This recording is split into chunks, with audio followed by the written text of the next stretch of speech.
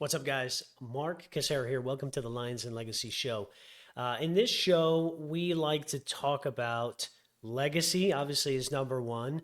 We like to talk about family, building and creating generational wealth, and just lifestyle in general.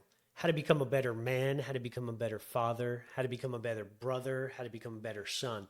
I'm 43 years old, and I feel like I'm just getting to the point in my life where I'm finally starting to understand things. Up until this point, it's been like throwing spaghetti at a wall and seeing what sticks and what doesn't. Now, once you hit 40, they say you start going downhill, but I believe I'm continuing up that ladder. I'm going to be old. I'm going to be fit. I'm going to be healthy. I'm going to live a long life and leave a legacy to my kids. I get a lot of questions about legacy. Hey, Mark, how do you leave a legacy? What does leaving a legacy mean? So, one of the questions I want to pose to you today is, in your opinion, what does it mean to leave a legacy? If you want to take a minute, you can pause this video and you can drop it in the comments.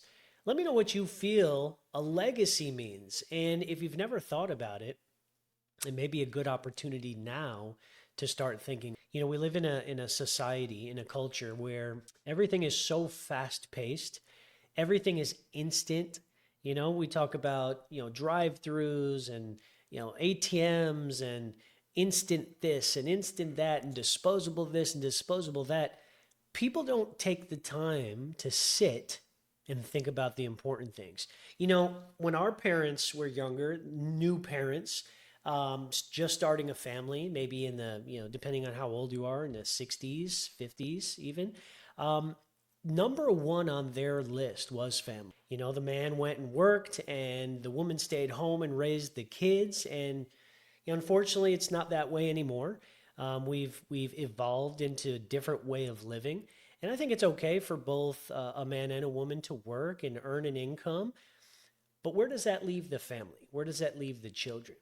I believe, this is my own personal belief, that over the last decade, there has been a strategic assassination on virtues, morals, and the sanctity of the family. Whoever it is, whether it's, they call them the elites or, the powers that be or people behind the scenes, I believe there's a very distinct narrative to try to disrupt that family unit. One of my goals for this show is to bring back the family, is to talk to men and help them become better fathers, better leaders, better businessmen. Kind of a well-rounded approach, right? You can't be good at your business if your family's falling apart. And you can't have a grade A family if your finances are falling apart, right? And if there's no spiritual element in there, all the rest start to crumble and fall apart, right? So there's a little bit of everything that we want to hit on this show, this podcast, these different episodes. But today I want to focus on legacy. What does it mean to leave a legacy? Your first initial reaction may be, it's monetary. To leave a legacy means I need to leave a lot of money. And that's a part of it. That's a part of leaving a legacy, but that's not all of it. If we look at some of the most successful families in the world, in history rather, the Rockefellers, the Warren Buffetts, the Rothschilds, we look at, people like the Ford family, right? Any big name that you can think of. That has actually made an impact and created a legacy that has followed for multiple generations. You'll see that one of their number one things that they passed down in their legacy plan was not just money, but it was values, it was principles, it was systems, and it was processes. You see, money's good, but after one or two generations, if there's no values there, right, to protect that money, if there's no systems in place to prevent it from being exploited, that money is not going to be there in two generations. It's going to be depleted within the first or second generation. And we can see that in some templates that were given to us from families in the past. If you look at the family called the Vanderbilt, some may know the Vanderbilt University in Nashville, Texas, Nashville, Tennessee. I'm in Texas, Nashville, Tennessee. I used to live around that area, and the campus is beautiful. It's grandiose. It's magnificent. It's starting to get a little old, starting to get a little run down. But that was a part of their legacy that they left behind. But other than that, they have nothing, zero, zilch to speak of. Their family members, there's several Vanderbilts still alive, but they don't have anything. And if they have anything, they're self-built, they're self-made. They made it themselves. They didn't get any money passed down from. It wasn't in the family trust. They weren't trust fund babies, right? So the Vanderbilts, believe it or not, were more powerful and more successful than the Rockefellers at the time. But the Rockefellers were systematic, and they were very strategic in the way they built their systems, their processes, their family meetings, their family government. They built a government entirely inside of the Rockefeller family. And the Vanderbilts were not. They were luxurious. They spent a lot of money. They weren't good at saving, protecting, preserving, making it last. They lived lavish lifestyles. They were more about the show than anything. And so you see only 2-3 generations later that the money was completely exhausted. And that's not how I want to go out. That's not how I want my family to go out. The Rockefellers, on the other hand, did something a little differently. They created a blueprint for success. Now, you may think, well, you got to be super wealthy or super, you got to have an oil empire, or you have to have XYZ businesses. You don't. You can take their blueprint and you can fit it in to your own personal life wherever you are on the spectrum of, wealth or business or success. You can fit their principles, their standards. You can take bits and pieces of how they did it and you can implement it into your life. That being said, I have a couple resources. I'll see if I can drop the link in the description of this video to talk about how to create a legacy and some of the simple, more straightforward things that you can do. I even have an audit you can take to see if there's areas in your life that are leaking that maybe you can quickly patch up so that you can keep that ship floating, that boat moving, right? But legacy is more than just money. It's values, it's principles, it is standards, it's systems and processes, right?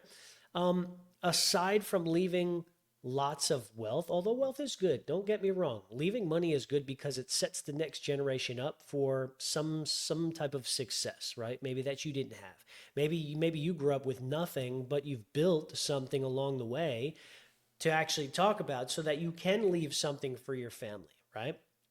And you can do that in many different ways. Right? You can leave money in the bank. You can leave money in a jar buried out in the backyard, underneath your pillow, suitcase, in the walls of your home. And there's many stories that people have done that. And years later, decades later, they've found that money.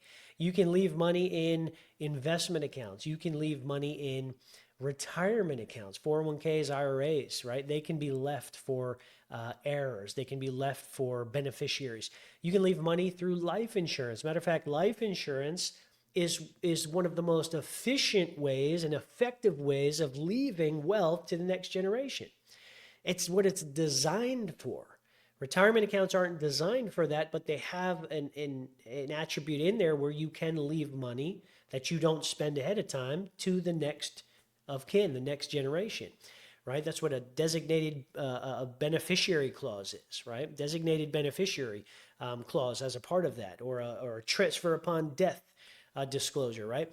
But life insurance is one of those things that many people have this idea. They think of it as a scam because maybe they associate it with, car insurance or homeowners insurance, and don't get me started on homeowners insurance. We're looking at homeowners insurance right now in Texas. I'm getting quotes from anywhere from $2,500 to $5,500. They're all over the place for the same property, same square footage. Everybody's got a different quote. So, when you associate that in your brain, you think life insurance, it's kind of like car insurance, health insurance, dental insurance, medical insurance. It's not the same. They're completely different animals. As a matter of fact, life insurance is reserved to be used, and we can get into a long rabbit trail or parentheses inside this conversation, but there's a couple different types of life insurance. You have short-term and then you have long-term. The long-term, more permanent life insurance is used to build up a savings account inside the policy. That's what we call cash value. And then to allow that cash value to be used while you're still alive, but it doesn't affect the death benefit. So even if you use the money inside the policy, it doesn't affect the death benefit unless you don't pay it back, right? And again, we can get into an advanced topic and advanced conversation at another time. But you can use the money inside a policy, but you also have a reserved portion of death benefits that goes to your family, right? So a lot of people say, well, life insurance is used for death. Yes, it's used for death. When you die, money gets transferred to your beneficiary, absolutely tax-free. Cool, we understand that. But there are certain types of life insurance that you can use now to even more so enhance your legacy and your inheritance that you want to pass to the next generation. And again, this is not going to get dive deep into that conversation right now. We can talk about that later on in a different episode. But life insurance is one of the most effective and efficient ways to transfer wealth to the next generation. And you can do so with annuities even, right? Annuity is a type of retirement account, but it has a death benefit rider built in, which means whatever money you don't use, it goes to your family as an inheritance, goes to your family as a benefit, right? And then we got crypto and we have real estate and businesses, and there's lots of different ways that you can leave money, you can leave inheritance to your family, right? Aside from the money, it's the systems and processes that I think, if I'm not mistaken, are the most important thing to leave to the next generation. Because if you don't have those in place, the money just magnifies, right? Money's a tool, right? It's amoral. It's neither good nor bad.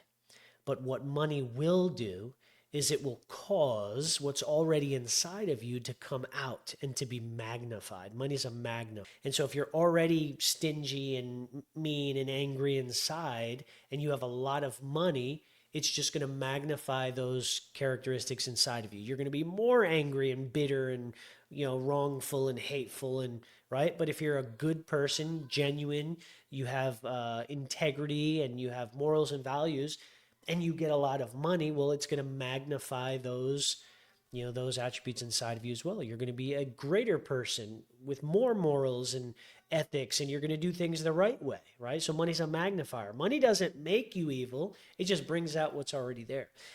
Big misconception is that money's evil or money's the root of all evil. Money's not the root of all evil. The Bible says it's the love of money, or I interpret it as the lust of money, the greed of money that takes over your soul that becomes evil, right? Money is not the root of all evil. It's the love of. A lot of people miss that. They think money's bad. Money's not bad. It's neither bad nor good. It's a tool, right? So part of the values and the morals, principles, and the standards that you set in place with your family way in advance ahead of time before you pass away is that your kids are going to learn from your mistakes. They're going to learn the right way to do things. They're going to take it with them, and they're going to pass it on to their kids, and and it just becomes generational. This is what I call